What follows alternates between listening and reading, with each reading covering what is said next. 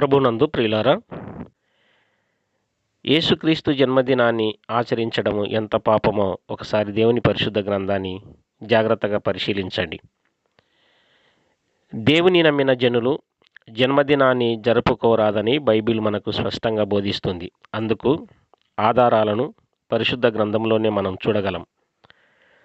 ఆదాము మొదలుకొని అనగా మొట్టమొదటి మానవుడైనటువంటి దేవుని చేత రూపింపబడిన ఆదాము మొదలుకొని నోవాహు, అబ్రహాము, దావీదు, యేసుక్రీస్తు వీరినే ఎందుకు ఇక్కడ తీసుకురావడం జరుగుతుందంటే, ఆదాము తరువాత 10వ సంతానము లేదా 10వ వాడైనటువంటి దశమ సంతానమైనటువంటి నోవాహు తరువాత దశమ సంతానమైనటువంటి అబ్రహాము తరువాత దశమ సంతానమైన దావీదు తరువాత యేసుక్రీస్తు ప్రభులవారు. ఆ తరువాత అపోస్తులు, ఆదిమ సంఘములో మరి ఎవరు కూడా జన్మదిన వేడుకలను జరుపుకున్న సందర్భము బైబిల్ గ్రంథంలో లేదు.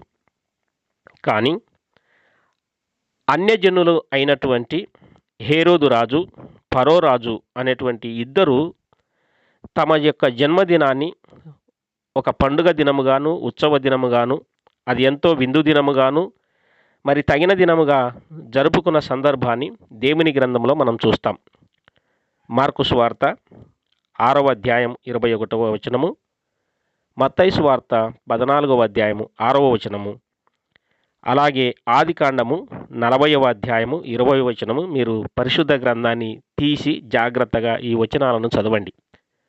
అక్కడ జన్మదిన వేడుకలను జరుపుకున్నటువంటి ఈ రాజులు ఎవరు అని మనం ఆలోచించినప్పుడు, హేరోదు రాజు కనానీయుడు, ఫరో రాజు ఐగుప్తీయుడు.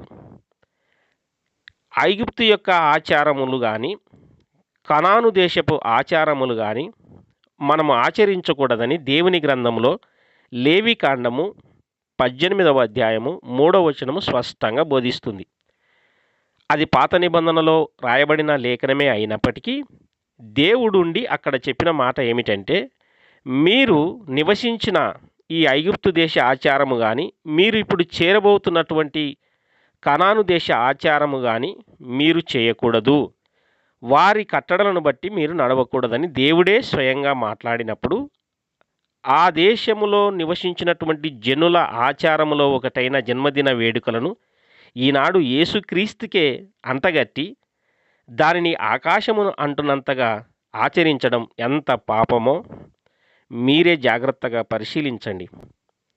దేవుని ఎక్కువగా స్తుతించండి, కానీ దేవునికే ఒక జన్మదినాన్ని అంటగట్టి ఆయన ఈ లోకానికి వచ్చిన ఉద్దేశాన్ని మీరు కాలరాయడము మంచిది కాదని మీకు మరొకసారి తెలియజేస్తున్నాను. ఇలాంటి అన్యజనులు ఆచరించినటువంటి ఆచారాలలో ఒకటైన జన్మదిన వేడుకల పండుగలను మాన్పించి రానున్న రోజుల్లో దేవుని హృదయపూర్వకంగా స్తుతించడానికి ముందుకు వస్తారని ప్రభునామమున తెలియజేస్తున్నాను.